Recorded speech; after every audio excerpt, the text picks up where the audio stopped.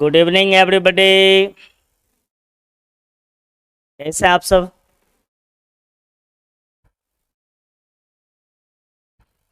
I think आप लोग स्वस्थ होंगे, मस्त होंगे और मज़े में होंगे।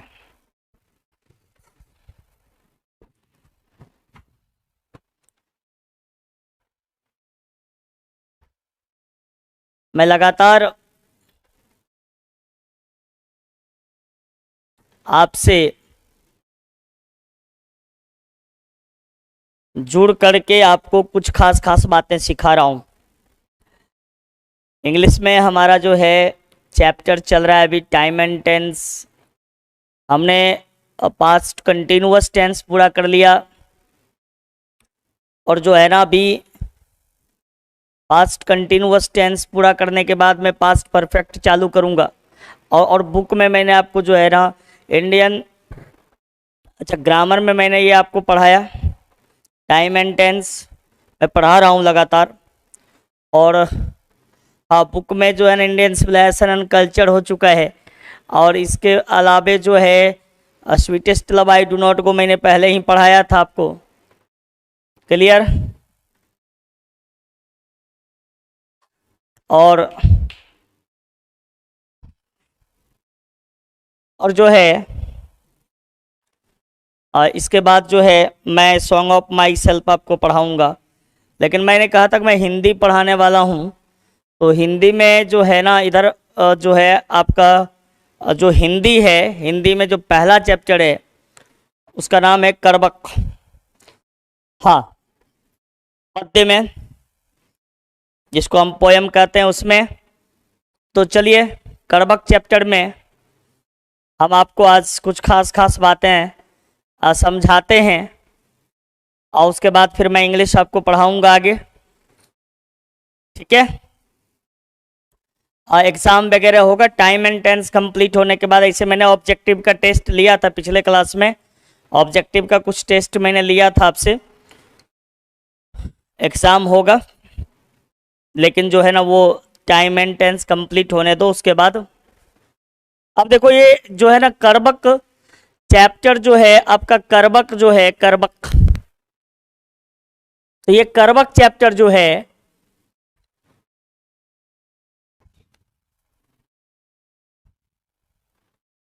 करबक चैप्टर जो है आपका,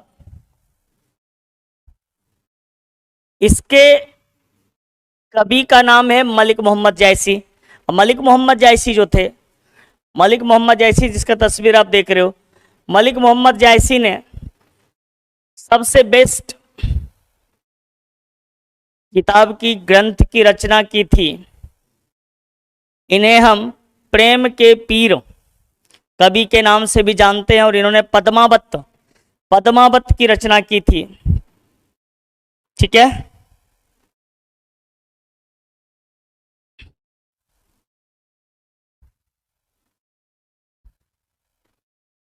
इन्होंने पद्मावत की रचना की थी।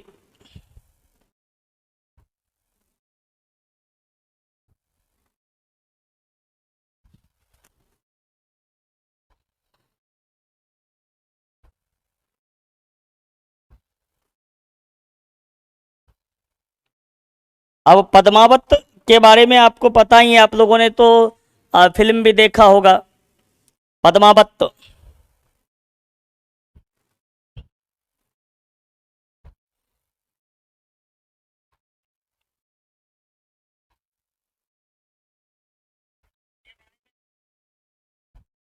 चले तो सबसे पहले हम लोग जो है ना कवि परिचय करते हैं। कवि परिचय, मलिक मोहम्मद जायसी का जन्म जो है, मलिक मोहम्मद जायसी का जन्म, इनका जन्म इनका जन्म हुआ था, शायद रेड कलर आपको नहीं दिखेगा क्लियर, इनका जन्म हुआ था, ठीक है, इनका जन्म हुआ था 1492 ईस्वी में। 1492 ईस्वी में ऐसा अनुमानित है, 100% लोग नहीं बता सकते हैं कि सच में इनका जन्म हुआ था 1492 ईस्वी में, ऐसा अनुमानित है।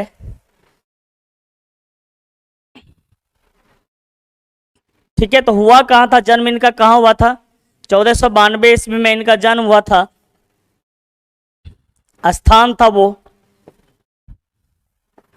जायस ग्राम में, जायस ग्राम जो कब्र अमेठी, कब्र अमेठी उत्तर प्रदेश में है।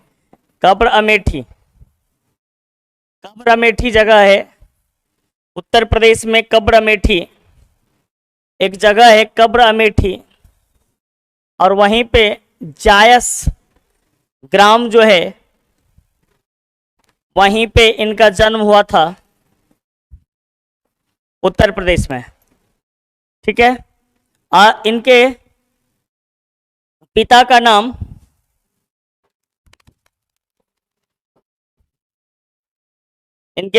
नाम था मलिक शेख ममरेज, ममरेज या मलिक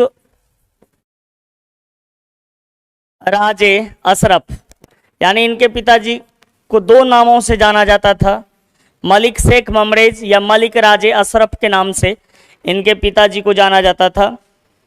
मलिक राजे अशरफ, मलिक राजे अशरफ या मलिक शेख ममरेज। तो पहली बात तो मलिक मोहम्मद जायसी ने लिखा है करबक, इनका जन्म हुआ था 1492 ईस्वी में। स्थान जायस, कब्र अमेठी, उत्तर प्रदेश। पिता मलिक शेख ममरेज या मलिक राजे अशरफ। अब इनके गुरु कौन थे? तो इनके गुरु थे सूफी संत मोहिदी, सूफी संत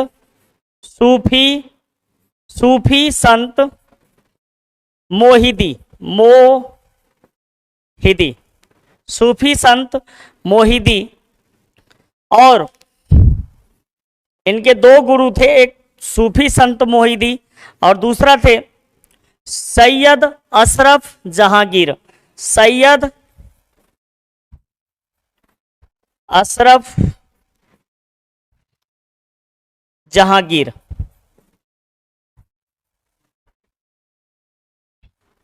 बात को फिर से समझ लो।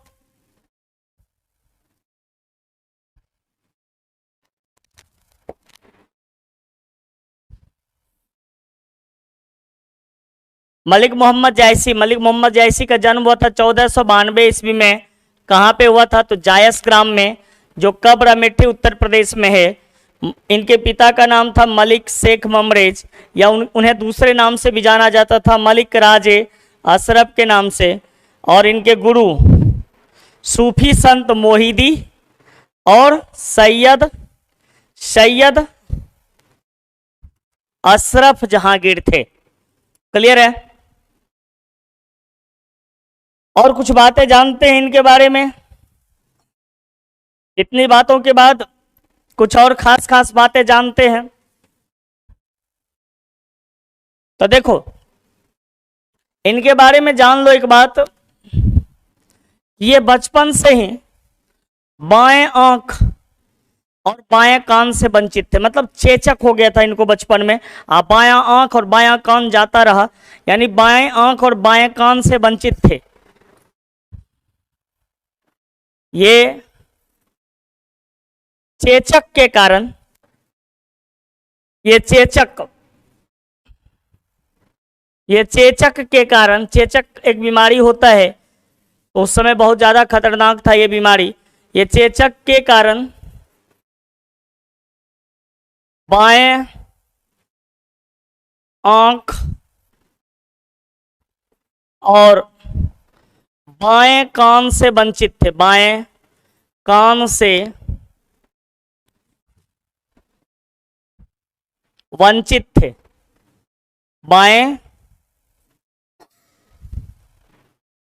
कान से वंचित थे। ठीक है, लेकिन इन्होंने बहुत सारे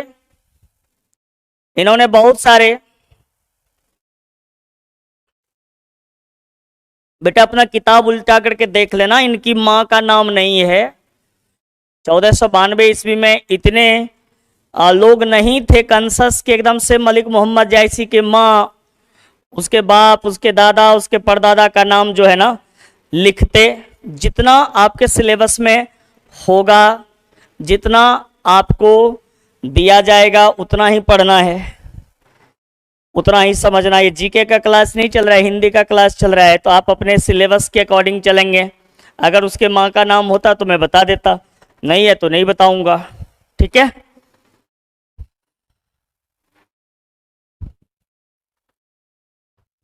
चलो आगे बढ़ो। अब इनकी रचनाएं, इनकी बहुत सारी रचनाएं हैं, अपने रचनाओं के बल पर ही ये बहुत बड़े कवि बन गए, ठीक है। सबसे पहले तो पद्मावत। पद्मावत में रानी पद्मावती के बारे में इन्होंने वर्णन किया है कि रानी पद्मावती जो कि जिनकी शादी रतन सेन, राजा रतन सेन से हुई थी। रानी पद्मावती सिंगल द्वीप की थी और राजा रतन सेन चित्तौड़ के थे, तो उनकी शादी वहां पे हुई थी। उसको इन्होंने बहुत ही विशेष तरीके से दर्शाया है। क्लियर है।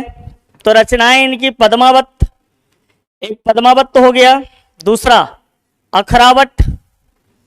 रचनाओं का नाम याद रखना, एग्जाम में ऑब्जेक्टिव में पूछ देता है अखरावट किसकी रचना है, तो मलिक मोहम्मद जायसी की।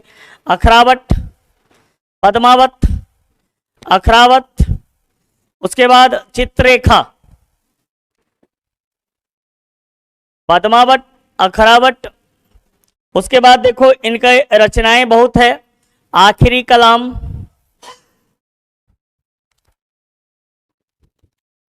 चित्ररेखा, ठीक है, चित्ररेखा।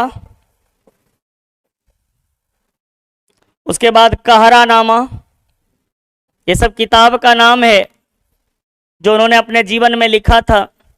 कहरानामा, मसलानामा, मसलानामा, उसके बाद जो है होलीनामा,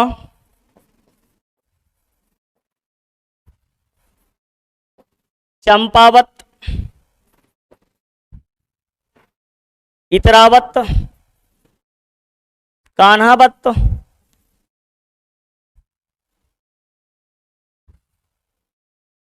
ठीक है। ये सब किताब का नाम है जो उन्होंने अपने जीवन में लिखा था।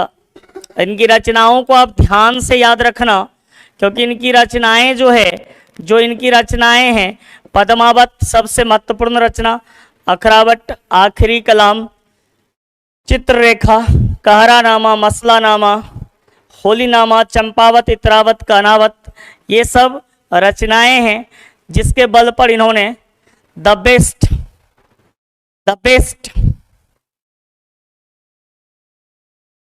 कवि के रूप में अपने आप को, बेस्ट कवि के रूप में अपने आप को पूरी तरह से स्थापित करने का काम किया। तो ये था कवि के बारे में जानकारी, कवि परिचय। और अब हम देखेंगे इनके द्वारा लिखी गई कविता का एक एक लाइन समझिए आप, ठीक है। चलिए, तो आप कवि परिचय को आराम से लिख लेना कॉपी पे, इत्मीनान से याद कर लेना।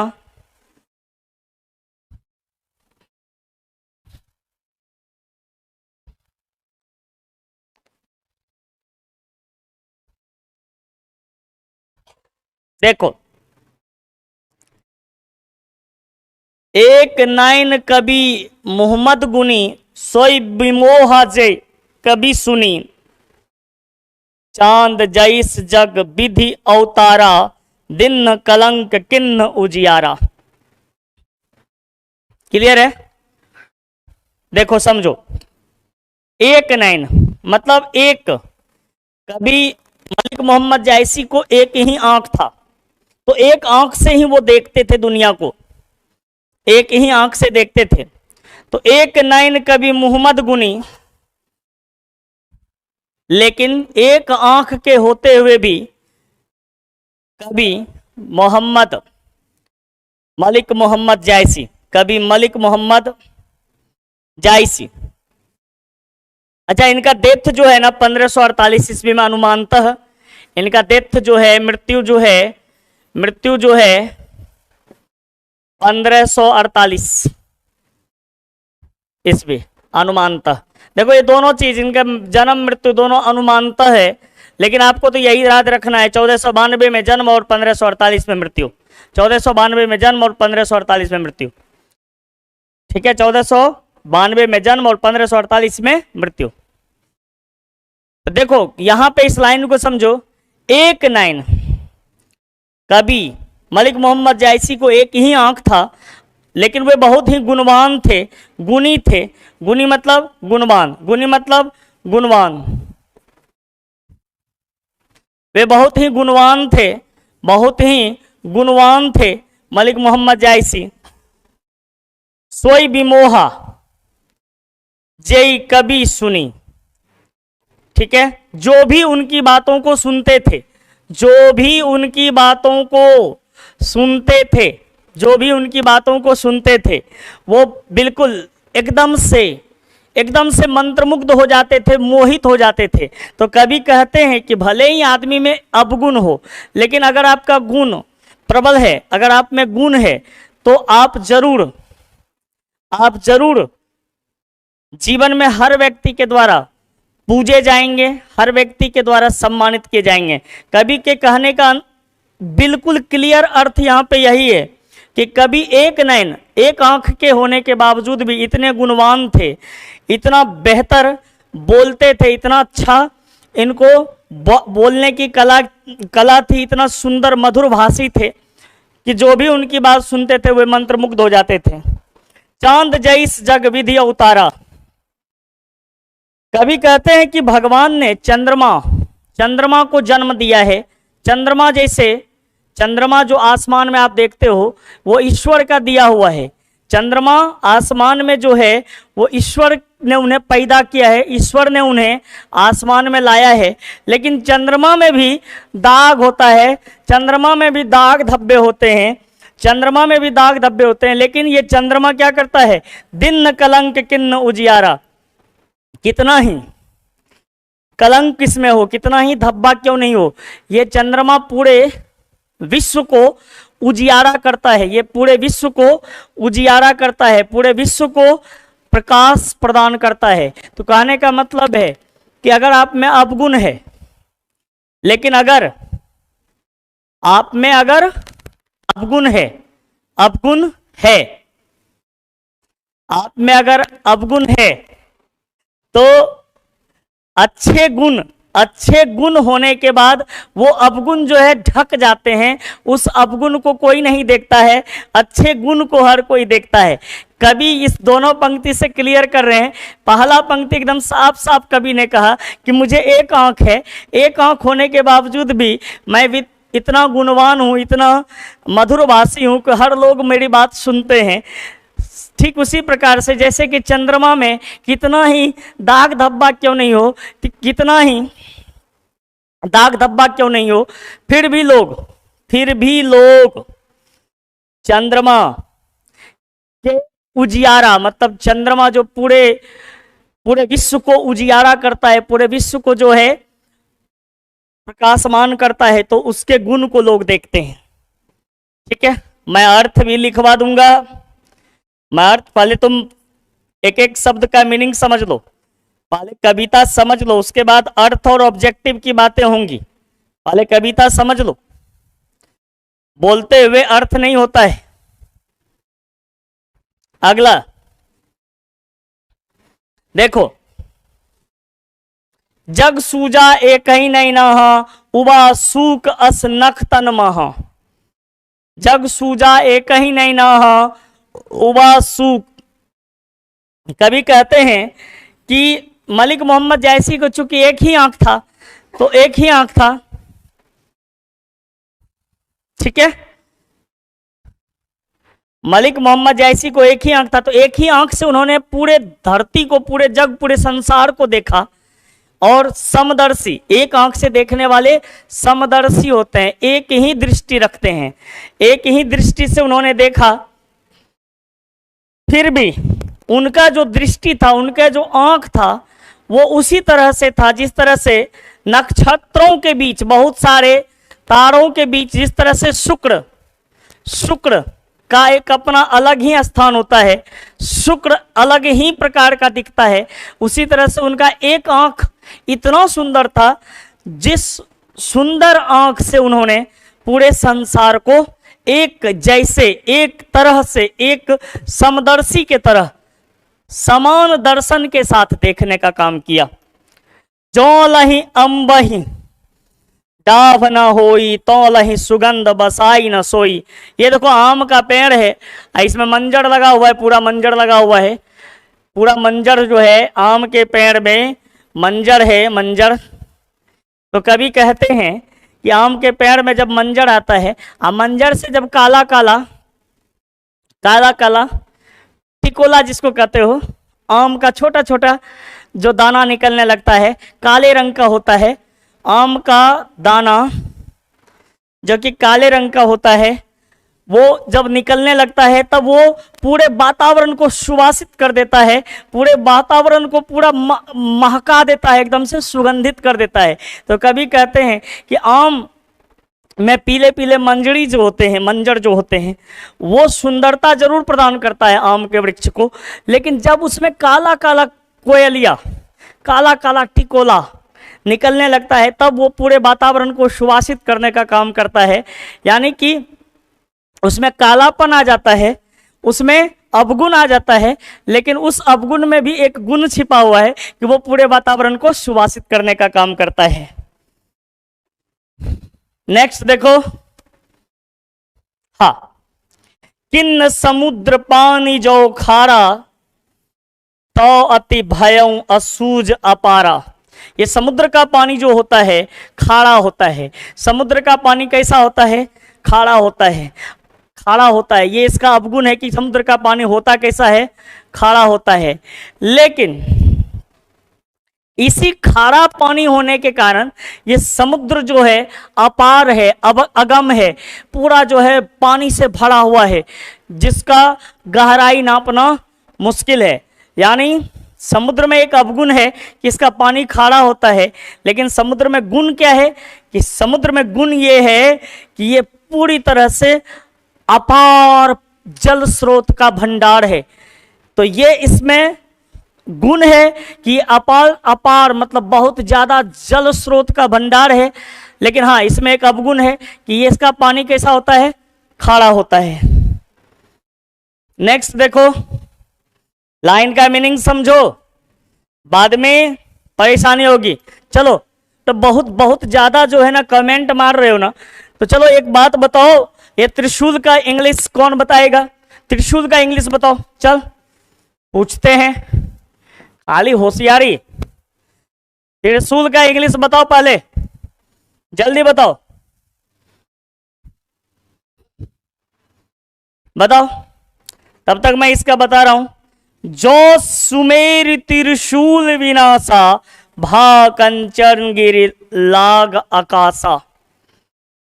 ये सुमेरु पर्वत जो है, ये सुमेरु पर्वत बहुत ही ऊंचा पर्वत था, लेकिन हुआ यूं कि इसकी ऊंचाई के कारण इसको इतना गर्व हो गया, इतना गर्व हो गया, तो भगवान शंकर ने अपने त्रिशूल से इसको काट दिया, इसकी ऊंचाई को छोटा कर दिया। चलो बहुत अच्छा, बहुत अच्छा। एक आंसर आया है Trident, Hindi song and status. Saurabh Trident, Rupesh Trident, बहुत सारे स्टूडेंट ने दिया है आंसर ट्राइडेंट, बहुत अच्छा। ट्राइडेंट मतलब त्रिशूल होता है। तो डुगडुगी, डुगडुगी का क्या होता है? डुगडुगी, चलो डुगडुगी, डुगडुगी, डुगडुगी, शंकर भगवान डुगडुगी बजाते हैं। डुगडुगी का बताओ, डुगडुगी का बताओ।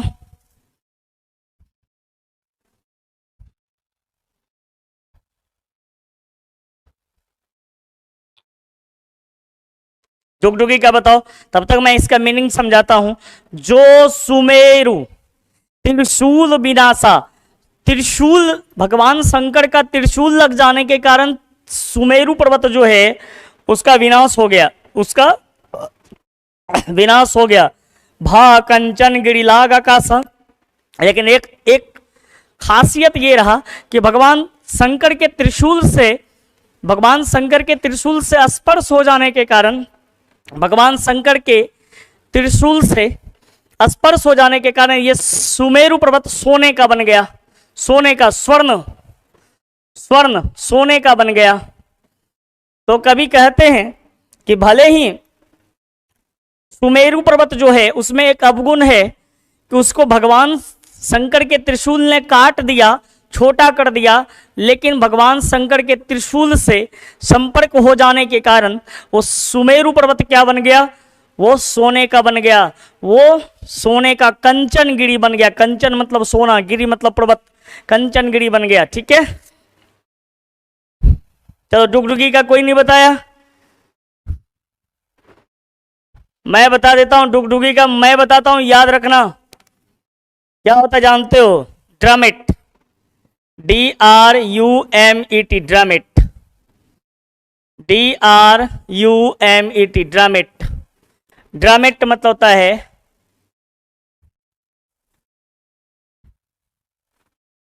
ठीक है,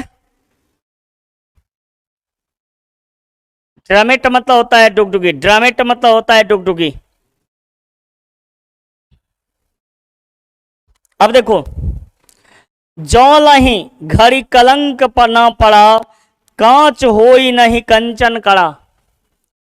कवि कहते हैं कि जब तक कि सोनार जो है, सोनार जब तक घड़िया में, घड़िया मतलब वो होता है, घड़िया मतलब होता है कांच, कच्चे सोने को तपाने वाला, कच्चे सोने को तपा करके कड़ा करके आभूषण बनाने वाला, आग जलाने वाला जो जगह होता है, घड़िया होता है जिसमें कि आग जलता है, भट्ठी टाइप का, उसी में सोना डाला जाता है और उसको गर्म करके फिर उससे आभूषण तैयार किया जाता है। तो कहते हैं जो लही घड़ी कलंक ना पड़ा, जब तक कि सोने को घड़िया में डाल करके गर्म नहीं किया जाएगा तब तक वो कच्चा सोना जो है वो कभी कड़ा मतलब कठोर नहीं होगा और उससे आभूषण तैयार नहीं होगा। तो सोने को भी परीक्षा दे करके घड़िया में जा करके कड़ा बनना पड़ता है, यानी अवगुण।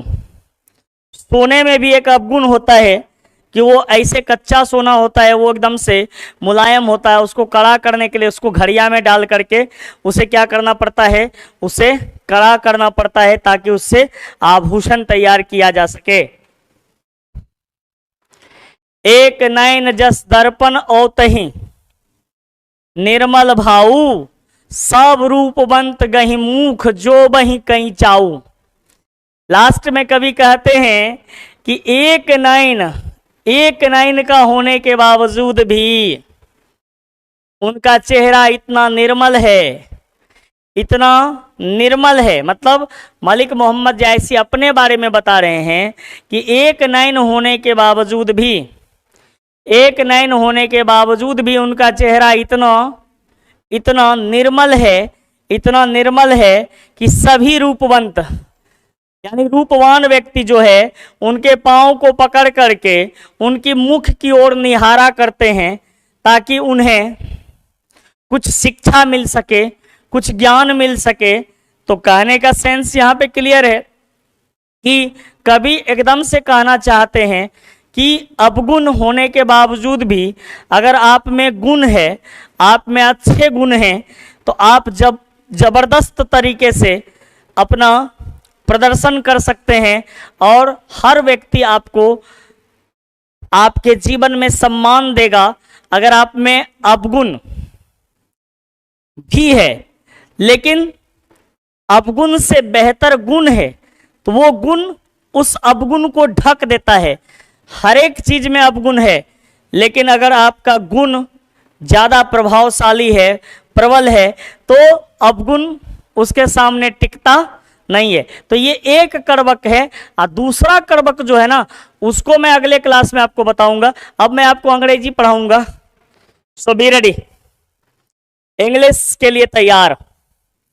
ये एक कर्वक मैंने पूरा कर दिया, दूसरा कर्वक समझाने के बाद मैं आपको इसका जो है ना एक एक लाइन का सबड़ी भावार्थ समझा दूंगा, उसको आप तैयार कर लेना, ऑब्जेक्टिव करा दूंगा, नो प्रॉब्लम एट ऑल। ठीक है, कर्मक चैप्टर, अभी जो चीज लिखना है वो तो मैंने पढ़ाया नहीं, जब मैं पढ़ाऊंगा लिखने वाला चीज तो आपको इस तरह से मैं वीडियो में पूरी बात समझा दूंगा कि आपको इत्मीनान से लिखने में भी कोई परेशानी नहीं होगी, याद करने में भी कोई परेशानी नहीं होगी। आगे मैं कर्मक 2, 2 कर्मक है, कर्मक 2 मैं आपको अगले क्लास में पढ़ाऊंगा। आ जाओ, आप कुछ सीखते हैं नई नई बातें। मैंने कल आपको पढ़ाना शुरू किया था कर्मक, पहला कर्मक हो चुका है कंप्लीट, और आज मैं दूसरा कर्मक पढ़ाऊंगा। और दूसरा कर्मक पढ़ाने के बाद जो है ना, मैं आपको इसका भावार्थ भी करवा दूंगा, और साथ ही साथ मैं आज आपको इसका ऑब्जेक्टिव भी करवा दूंगा, ऑब्जेक्टिव भी करवा दूंगा, ऑब्जेक्टिव भी। ओके, क्लास हमारा स्टार्ट हो चुका है, आप रेडी हो जाओ, माइंड प्रिपेयर कर लो एकदम से, और एकदम से मेन टॉपिक पर पूरा कंसीडर करो कि अब हम लोग क्या सीखने वाले हैं, कर्मक। तो कर्मक में जो दूसरा कर्मक है वहां पे कवि क्या कह रहे हैं, कवि देख लो, मलिक मोहम्मद जायसी को, प्रेम के पीड़ कवि, प्रेम के पीड़ कवि मलिक मोहम्मद जायसी। देखो, महमूद या मोहम्मद, गौर से देखो क्या है, हाँ, मोहम्मद यही कभी जोड़ी सुनावा, सुना जो प्रेम पीर गा पावा। कभी कहते हैं, कभी मलिक मोहम्मद जायसी कहते हैं कि कवि ने अपने प्रेम भक्ति को, मतलब प्रेम को जो दर्शाया है उन्होंने, वो जिन जिन लोगों को उन्होंने सुनाया, उन्हें प्रेम की पीड़ा, उन्हें प्रेम की पीड़ा बहुत ज्यादा महसूस हुआ। यानी कभी, देखो गौर से मेरी बात सुनो, गौर से मेरी बात सुनो, आज मैं पहले हिंदी पढ़ा रहा हूं, ध्यानपूर्वक मेरी बात सुनो। ये जो कविता के कवि है मलिक मोहम्मद जायसी, इन्होंने ही पद्मावत, पद्मावत की रचना की थी, जिस पद्मावत किताब पर एक फिल्म भी बना रानी पद्मावती के बारे में। ये पद्मावती, रानी पद्मावती सिंगल द्वीप की राजकुमारी थी। सिंगल द्वीप मतलब श्रीलंका, श्रीलंका की राजकुमारी, और यहाँ के राजा थे, चित्तौड़ के राजा थे, चित्तौड़ के राजा राजा रतन सेन, जिनको सिंगल द्वीप की राजकुमारी पद्मावती से प्यार था और उन्होंने उनसे शादी की थी। बाद में अलाउद्दीन खिलजी से युद्ध करते हुए रतन सेन को जो है वीरगति को प्राप्ति हुई, रतन सेन वीरगति को प्राप्त की, और बाद में रानी पद्मावती ने भी जौहर कर लिया। जौहर मतलब होता है आग में कूद करके, चिता में कूद करके अपना जान दे दिया। खैर तुम लोगों ने देखा होगा। उनके उस किताब के रचयिता थे मलिक मोहम्मद जायसी। तो मलिक मोहम्मद जायसी कहते हैं कि जिन्होंने भी उनके प्यार के इस कथा को, इस कहानी को सुना, उन्हें प्रेम की पीड़ा महसूस हुई। जोड़ी लाई रकत कैलई, कभी कहते हैं कि उन्होंने इस कहानी को रक्त से, खून से, खून का लई बना करके इस कहानी के एक एक शब्दों को जोड़ा है, जिसके कारण ये कहानी जो है काफी प्रेम की पीड़ा का अनुभव कराता है। गाढ़ी प्रीति नयन जल भई, इस कहानी को सुनते हुए आदमी के आंखों में आंसू आ जाता है, ऐसा कभी कहते हैं। आगे देखो,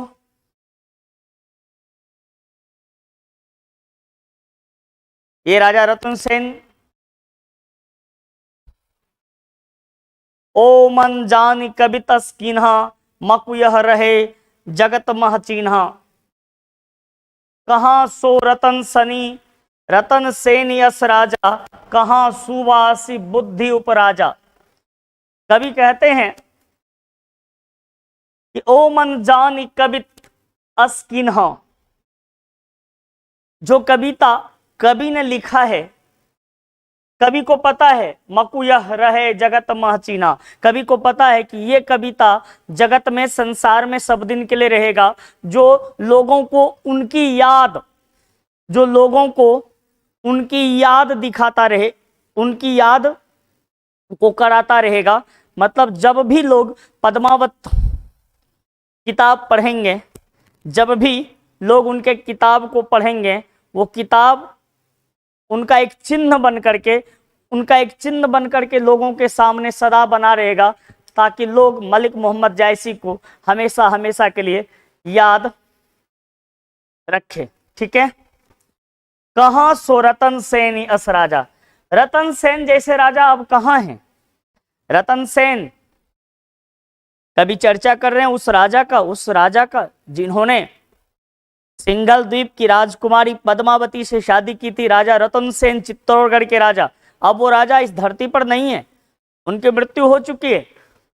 कहाँ सुवासी बुद्धि उपराजा, और कहाँ है वो, कहाँ है वो उपराजा, सुआ जैसा उपराजा अब कहाँ है, जिन्होंने अपने बुद्धि से रतन सेन को इस बात से को समझाया था कि कैसे आपको अलाउद्दीन खिलजी से निपटना है। देखो बात ये हुआ था, जब चित्तौड़गढ़ में रानी पद्मावती, राजा रतन सेन और रानी पद्मावती थी, उस समय वहां पे राघव चेतन जैसा एक व्यक्ति था, जो कि जादूगर भी था और गायक भी था। तो वो अपने जादू से लोगों को हानि पहुंचाता था। जब राजा रतन सेन को पता चला कि वो हानि पहुंचाता है लोगों को, तो उन्होंने राघव चेतन को अपने राज्य से बाहर निकाल दिया।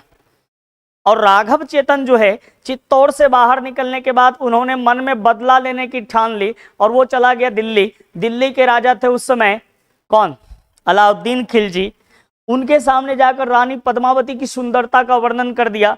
अलाउद्दीन खिलजी पहुंच गए चित्तौड़ और उन्होंने कहा कि मैं रानी पद्मावती को अपना बहन मानता हूं, लेकिन आप एक बार मुझे बस उनका चेहरा दिखा दो। उस समय सुआ जैसे उपराजा ने एक तरीका बताया कि रानी जो है एकदम से दर्पण के सामने से होकर के गुजरेंगी और अलाउद्दीन खिलजी उस दर्पण में ही रानी का चेहरा देखेंगे।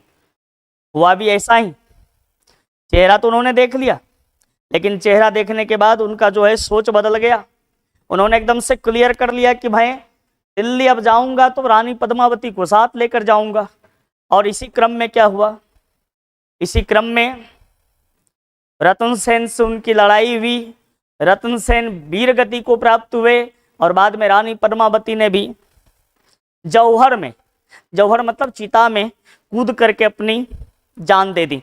तो कभी वही कह रहे हैं कि रतन सेन जैसे राजा अब धरती पर नहीं है, ना ही उनको बुद्धि बताने वाले सुआ जैसे उपराजा अब इस धरती पर मौजूद हैं, लेकिन उनका नाम, उनकी यश, उनकी गाथा आज भी लोगों को याद है।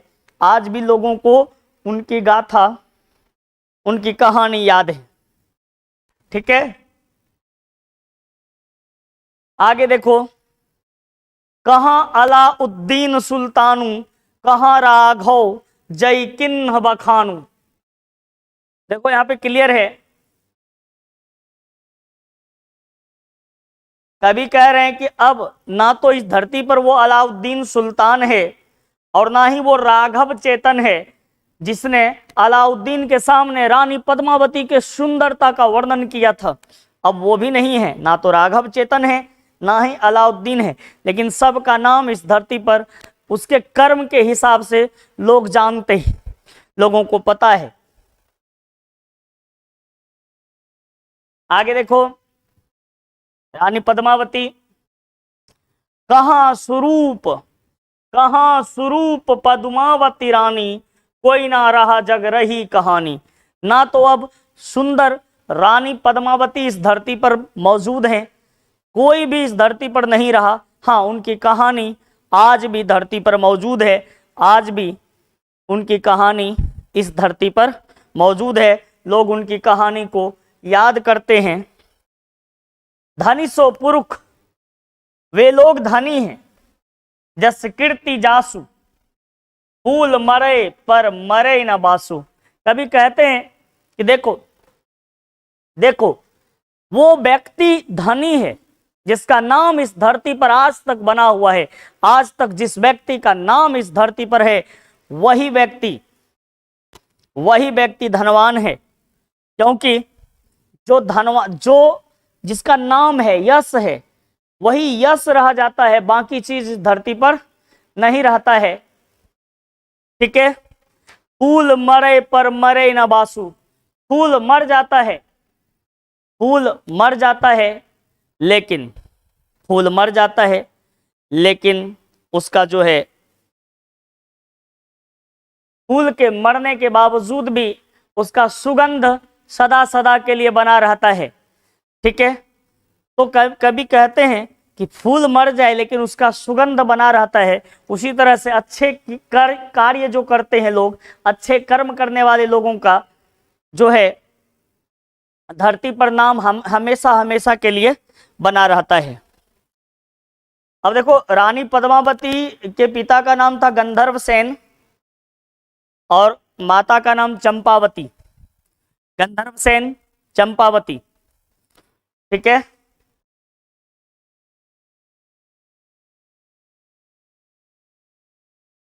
कोई ना जगत जस बेचा, कई ना जगत जस बेचा, कई ना लिन्न जस मोल।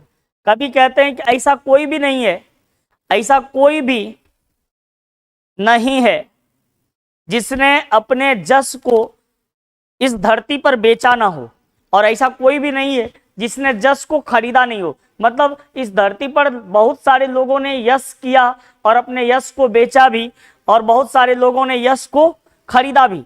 यश मतलब समझ रहे हो ना, अच्छे कार्य, अच्छे कार्य। जो यह पढ़े कहानी हम संवरे दुई बोल। बस कवि इतना ही कहते हैं कि जो भी हमारे इस कहानी को पढ़ेगा, बस वो सिर्फ 2 शब्द में मेरी प्रशंसा करेगा। इसीलिए मैंने इतने सुंदर कविता और कहानी की रचना की है, ताकि दुनिया में हर व्यक्ति मुझे सदा सदा के लिए याद रखे, मेरा प्रशंसा करे। इसीलिए मलिक मोहम्मद जायसी कहते हैं कि उन्होंने अपने जीवन में इस तरह के कहानी की रचना की है, इस तरह के कविता की रचना की है। ठीक है, कविता का लाइन बाय लाइन हो चुका है। अब देखते हैं इसका हम भावार्थ एक बार समझ लो, उसके बाद इत्मीनान से नोट कर लेना कविता का भावार्थ। देखो, एक नैन कवि मुहम्मद गुनी, सोई विमोह जई कवि सुनी। प्रस्तुत पंक्तियां जो है मलिक मोहम्मद जायसी के द्वारा रचित महाकाव्य पद्मावत के अंश हैं, जिसमें कवि कहते हैं कि एक नैन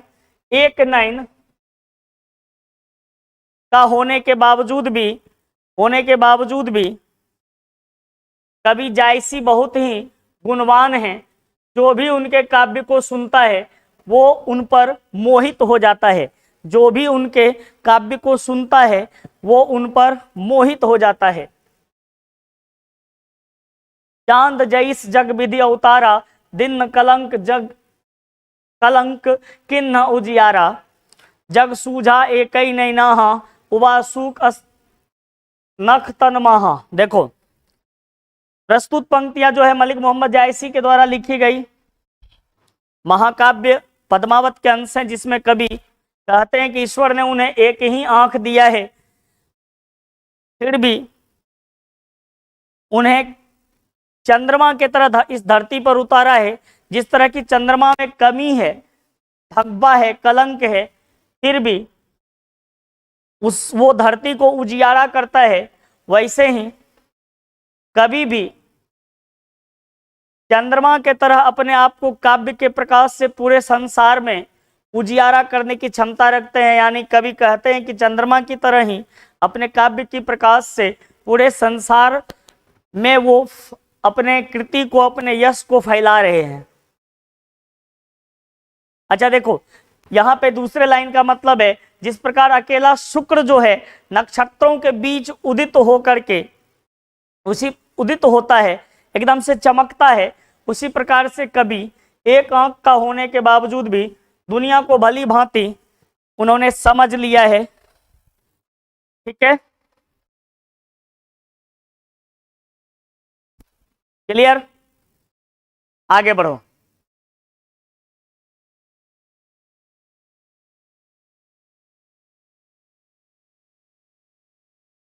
जो लही अम्ब ही डाब न होई, तो लही सुगंध बसाए न सोई। आपको सबका मीनिंग मैंने बता दिया है। आम जो होता है उसमें जब तक कि कोयलिया मतलब नुकीली डाब मंजरी नहीं होती है तब तक वो उसमें सुगंध नहीं आती है। ठीक है, अगला देखो, किन्न समुद्र पानी जो खारा, तो अति भायऊ असुज अपारा। कवि कहते हैं कि ये जो समुद्र है उसका पानी भले ही खारा है, समुद्र का पानी भले ही खारा है, लेकिन क्या है, लेकिन क्या है, उसमें विशालता है, उसमें एक गुण है कि समुद्र में अगाध मात्रा में, अपार मात्रा में पानी है। भले ही उसका जल खारा हो, लेकिन बहुत ज्यादा मात्रा में पानी समुद्र में मौजूद है। ये उसके गरिमा को, उसके गर्व को, उसके घमंड को दर्शाता है, इसके गुण को दर्शाता है। ठीक है, मलिक मोहम्मद जायसी के द्वारा रचित महाकाव्य पद्मावत के अंश है ये। समुद्र का पानी जो होता है वो खारा है, इसलिए वह असूज और अपार है। ठीक है, इसको इत्मीनान से वीडियो देख करके लिख लेना और याद कर लेना। लिखना तो है ही, नहीं लिखोगे तो याद कैसे होगा? ठीक है, लिखना तो है, आराम से लिख करके कविता के भावार्थ को, सिर्फ कविता का भावार्थ लिखना है बस, ज़्यादा कुछ नहीं लिखना है। कविता का भावार्थ लिख करके फिर इसको याद कर लेना है इत्मीनान से। ठीक है, अभी मैं ऑब्जेक्टिव करा दूंगा, ऑब्जेक्टिव का भी आपको नोट्स तैयार कर लेना है। क्लियर? चौ सुमेख, यहाँ पे सुमेरु होगा, चौ सुमेरु, सुमेरु पर्वत का नाम है सुमेरु, चौ सुमेरु। सुमेरु पर्वत जो है ना, जिसको भगवान शंकर ने त्रिशूल से विनाश कर दिया था जिसका, ठीक है, त्रिशूल विनाशा या कंचन गिरिलाग आकाशा। अभी कहते हैं कि जिस प्रकार से सुमेरु पर्वत जो है भगवान शंकर के त्रिशूल से उसका विनाश हो गया। हाँ, एक बात है कि भगवान शंकर के त्रिशूल से विनाश होने के बाद वो सोने का बन गया, मतलब एकदम से स्वर्ण रचित हो गया, कंचन गिरी हो गया, सोने का पर्वत हो गया।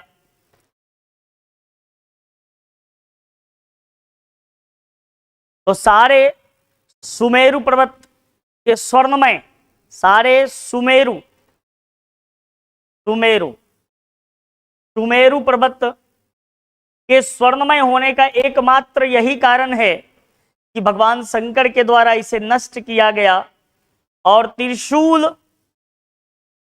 के स्पर्श के कारण यह सोने का बन गया। त्रिशूल के स्पर्श के कारण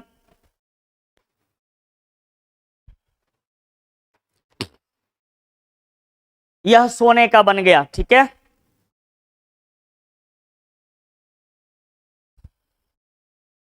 क्लियर है? आगे बढ़ो।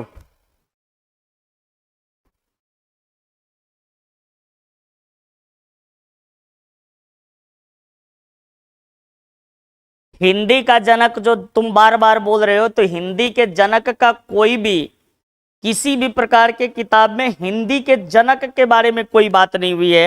हिंदी का जनक कोई हुआ नहीं, तो इस सिचुएशन में हिंदी के जनक के रूप में आप किसी को भी कंसीडर नहीं कर सकते हैं।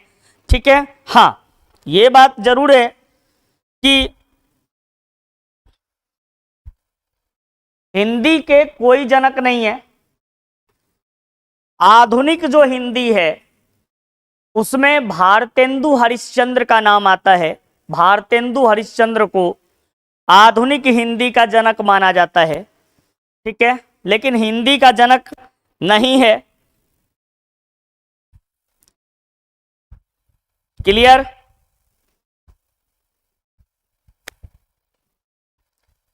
भारतेंदु हरिश्चंद्र को हिंदी का जनक माना जाता है, लेकिन वो भी आधुनिक हिंदी का। वैसे हिंदी के जनक का कोई चर्चा कहीं भी नहीं है।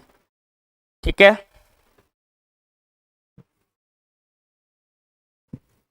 और पहले भावार्थ लिखोगे, पहले क्वेश्चन आंसर कर लोगे। क्वेश्चन आंसर बाद में होगा, जब सब चैप्टर पढ़ा देंगे तो क्वेश्चन आंसर करवाएंगे। पहले सभी चैप्टर का भावार्थ ऑब्जेक्टिव कर लो, उसके बाद क्वेश्चन आंसर की बात होगी। ठीक है,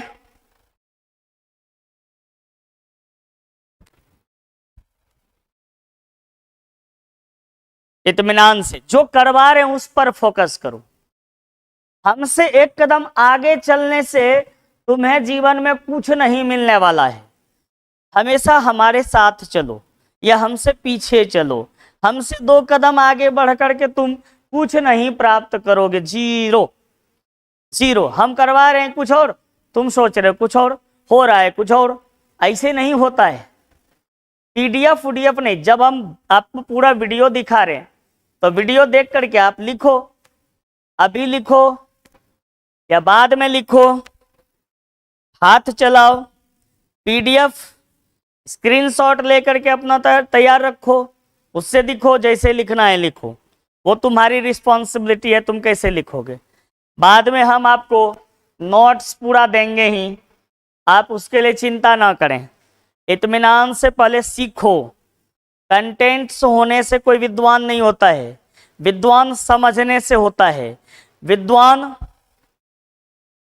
ठीक है, विद्वान समझने से होता है। जब आप एक एक बात को समझ लोगे, सीख लोगे, क्या मैं बोल रहा हूं, दिमाग में सेट करोगे, तब विद्वान बनोगे। ठीक है,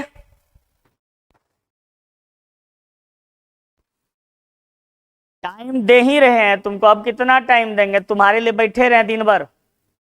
किताब है ना, खाली तुम आंसर लिखो, किन्न समुद्र पानी, उसके बाद आंसर लिखो, उसके बाद उसको रफ को फेयर बनाओ, आगे बढ़ो।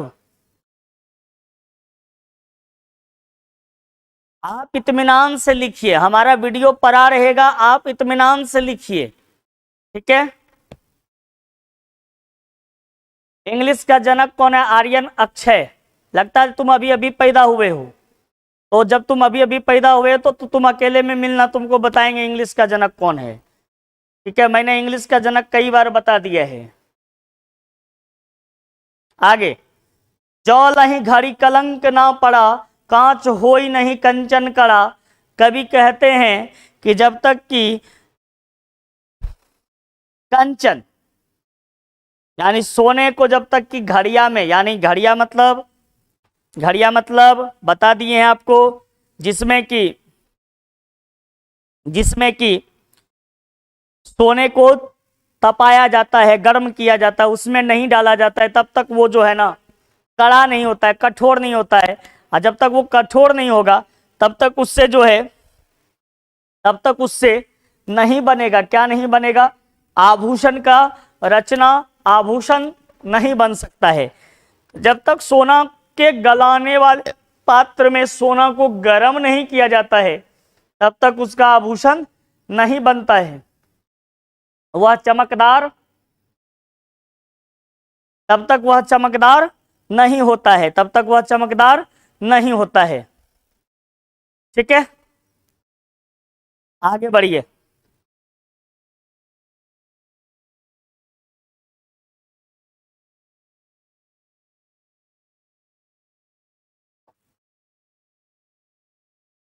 नेक्स्ट, एक नैन जस दर्पण औत ही निर्मल भाऊ। ठीक है, कवि कहते हैं कि एक नैन के होने के बावजूद भी दर्पण के तरह, दर्पण के तरह मतलब आईना के तरह, आईना के तरह, एक नैन के होने के बावजूद भी कवि दर्पण के तरह चमकदार और निर्मल थे। निर्मल थे मतलब उनमें किसी प्रकार का कोई गलत भाव नहीं था। एक आंख के होने के बावजूद भी वो दर्पण के तरह निर्मल थे। ठीक है,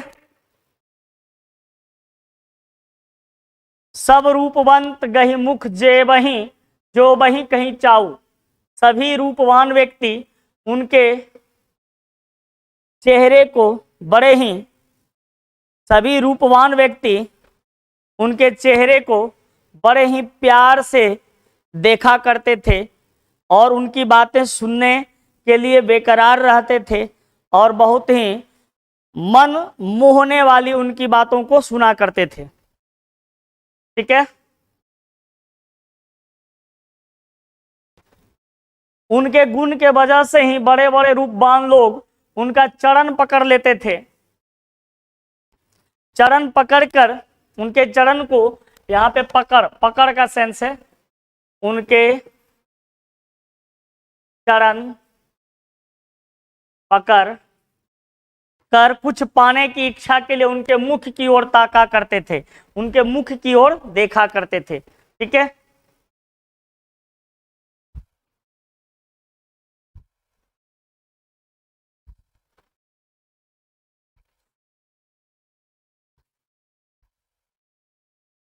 मैं हिंदी पढ़ा रहा हूं, कभी तुम शुगर का हिंदी पूछते हो, कभी अंग्रेजी का जनक पूछते हो। लगता है तुम्हारा दिमाग ठीक से काम नहीं कर रहा है। तो कोई बात नहीं, होता है कभी कभी। अभी देखो ऐसा भी है कि अभी जो है ना डिप्रेशन का शिकार बहुत लोग हो रहे हैं। मैं समझ सकता हूँ तुम्हारी व्यथा को। क्या है ना कि तुम्हारा 11th तो यूं ही चला गया लॉकडाउन में और 12 भी जा रहा है लॉकडाउन में। तो जिंदगी हाथ से अगर निकलता रहे तो आदमी का दिमाग काम करना बंद कर देता है। ठीक है, होता है ऐसा। लेकिन मैं कहूँगा कि आप कंट्रोल करो अपने आप को। जिंदगी लंबी होती है मेरे दोस्त, साल 2 साल अगर निकल भी गए तो कोई बात नहीं है। आपको बहुत मौका है जीवन को बनाने के लिए, बहुत टाइम जिंदगी ने आपको दिया है। आप इत्मीनान से अस्थिर होकर के सारी बातों को सीखने का प्रयास करो। मैं जानता हूं कि ये कष्ट की घड़ी है, हर जगह परेशानी है, लॉकडाउन लगा हुआ है, पढ़ाई आपका बाधित है। ऑनलाइन के माध्यम से आधी बातें आपको समझ में आती है, आधी बातें समझ में नहीं आती है। ऑफलाइन का कोई बातचीत अभी नहीं हो रहा है। ऐसे में बहुत लोग परेशान हो रहे हैं। ठीक है, हम हिंदी पढ़ा रहे हैं, हिंदी समझो। इंग्लिश में पढ़ाऊंगा, फिर इंग्लिश की बातें होंगी। थोड़ा सा कंट्रोल करके बातों को समझने का प्रयास करो। मैं जान रहा हूं कि आप में से बहुत लोग डिप्रेशन में जा रहे हो, लेकिन नहीं, आपको डिप्रेशन में नहीं जाना है। जिंदगी में हमेशा इस बात को याद रखो कि कोई भी खराब समय जो होता है वो अच्छे समय के आने का संकेत देता है। अभी भले ही खराब समय चल रहा है, तो ये जान लो कि आने वाला समय बहुत अच्छा है। आप कंट्रोल करके आगे बढ़ोगे, बहुत आगे बढ़ोगे, बहुत कुछ करोगे। वहां से बैठ करके कुछ से कुछ टाइप करने से आपको परेशानी होगी। ठीक है, थोड़ा बड़ा तो आपको दिखेगा, बहुत अच्छे से दिखेगा। अगर अभी नहीं दिख रहा है तो आप बाद में देख करके लिख लीजिएगा। कोई मैं वीडियो लेकर के भाग नहीं जाता हूं, वीडियो आपके ऐप पर पड़ा रहता है। आप थोड़ा सा सही से समय दे करके उसको कंप्लीट कर लीजिएगा। घबराने की क्या बात है, इतना टेंशन लेने की क्या बात है।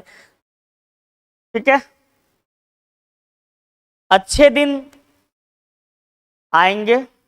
1-2 साल आपने खराब समय गुजारा है, अब तो अच्छे दिन ही आएंगे। देखो बात को फिर से समझो। कवि प्रस्तुत पंक्तियां मलिक मोहम्मद जायसी द्वारा रचित महाकाव्य पद्मावत के अंश हैं, जिसमें कवि कहते हैं कि वे एक नयन के होते हुए भी दर्पण के तरह निर्मल और स्वच्छ भाव वाले हैं, और उनके गुण के वजह से ही बड़े बड़े रूपवान लोग उनके चरण पकड़ कर कुछ पाने की इच्छा के लिए उनसे उनके मुख के तरफ ताका करते हैं, देखा करते हैं। ठीक है, देखो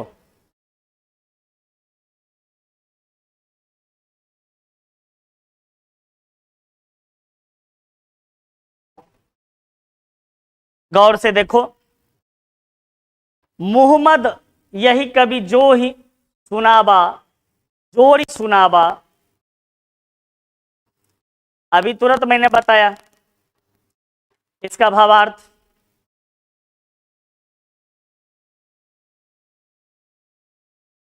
इसका भावार्थ मैं आपको समझा देता हूं, मैंने अभी तुरंत बताया था, फिर मैं समझा देता हूं। प्रस्तुत पंक्ति में कवि कहते हैं कि अपने काव्य को उन्होंने बड़े ही मेहनत के साथ रचकर संसार को सुनाया है, और जिसने भी इसे सुना उसे प्रेम की पीड़ा का अनुभव हुआ, प्रेम की पीड़ा का अनुभव हुआ।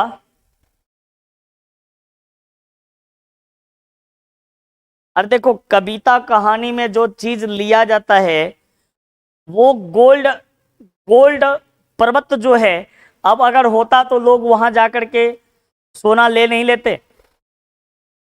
ठीक है, वैसा नहीं है। सोने का तो मतलब गोल्ड का तो अगर खान तो बहुत जगह है, अभी भी वो सोने का नहीं है बल्कि सुनहला दिखता है। सुमेरु पर्वत अभी भी सुनहला दिखता है। ठीक है, देखो जिसने भी प्रेम के इस कविता को सुना, क्योंकि चूंकि कवि ने इस कविता में रक्त का लेई लगा करके, रक्त यानी खून का लेई लगा करके इस कविता को बड़े ही प्यार से लिखने का काम किया था, आंसुओं में भिंगो कर लिखा था, तो लोगों को बिल्कुल पसंद आया उनकी ये कविता। ठीक है, आगे देखो, ओ मन जानी जाति कवित अस्किन्हा मकुया रहे जगत मह चिन्हा।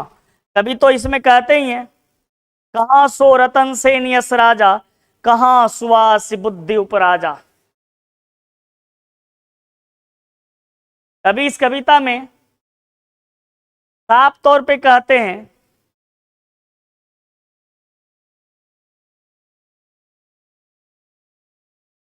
कवि इस कविता में साफ तौर पर कहते हैं कि मैंने जो इस कविता की रचना की है वो मेरे लिए इस जगत में, इस संसार में एक चिन्ह बनकर रहेगा, और जो उपराजा, जो सुआ जो थे, जो उपराजा थे, राजा रतन सेन के उपराजा, जिन्होंने उन्हें बहुत ज्यादा बुद्धि दिया था अलाउद्दीन से बचने का, ना तो अब वो उपराजा है, ना ही रतन सेन है, ठीक है, ना ही सुल्तान अलाउद्दीन है, ना ही राघव चेतन इस धरती पर है, ना ही वो सुंदर रूपवती रानी पद्मावती है, ना ही बुद्धिमान सुवा, और ना राघव चेतन या अलाउद्दीन इस धरती पर हैं। आज इनमें से कोई भी इस धरती पर मौजूद नहीं है, लेकिन इनकी कहानी आज भी धरती पर मौजूद है। क्लियर है? देखते रहो, आराम से सीखो। अरे सुन करके ही इतना सा भावार्थ तुम्हें याद हो जाना चाहिए। अरे इसमें मेनली हमें क्या करना है, कुछ परीक्षा में भावार्थ लिखने के लिए दिया जाता है, क्वेश्चन आंसर पूछा जाता है और ऑब्जेक्टिव पूछा जाता है। तो हम आपको बिल्कुल, आप चिंता नहीं करें, हम आपको नोट्स भी तो तैयार करके एकदम जबरदस्त देंगे। अभी पहले सीखो, धीरे धीरे सीखो, उसके बाद सब कुछ मिलेगा। आप इतना परेशान तुरंत क्यों हो जाते हो? तुरंत ऐसा क्यों लगने लगता है कि जो है ना कि भैया जो है जो है हो गया, अब कंप्लीट हो गया, सर अब मेरी चिंता बिल्कुल नहीं करेंगे। अरे हम सिखा रहे हैं, उसके बाद हम बहुत अच्छे से नोट्स देंगे, याद करवाएंगे, एकदम से परीक्षा लेकर के तुम्हें एकदम तैयार करवा देंगे, ठीक है।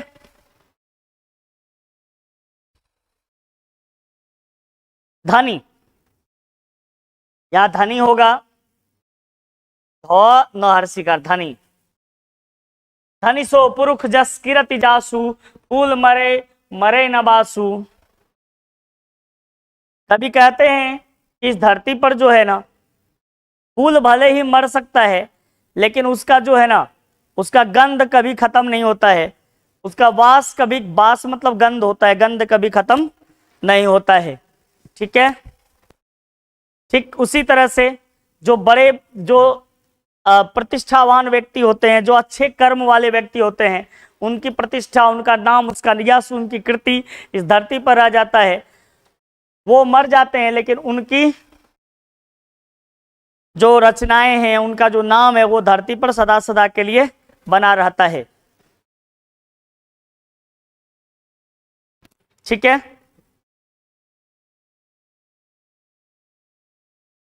कई ना जगत जस बेचा, कई ना लिन्न जस मोल, जो यह पढ़े कहानी हम समरे दुई बोल।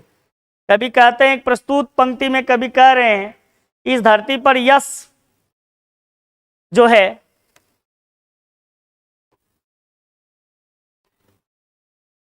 अपने यश को ना तो किसी ने बेचा, ना ही किसी ने खरीदा।